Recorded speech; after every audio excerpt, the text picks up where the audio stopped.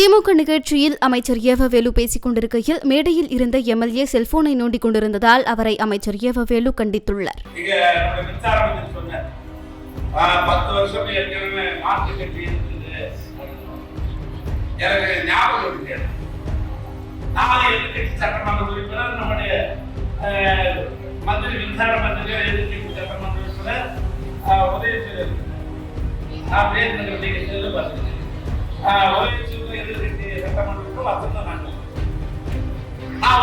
சட்டமன்றத்தில் கேட்டேன். இலவச மின்சாரம் தலைவர் கலைஞர் அவர்கள் 89 அறிவித்தார்கள். தொடர்ந்து இலவச மின்சாரம் விவசாயிகளுக்காக நாங்கள் கொடுத்தோம்.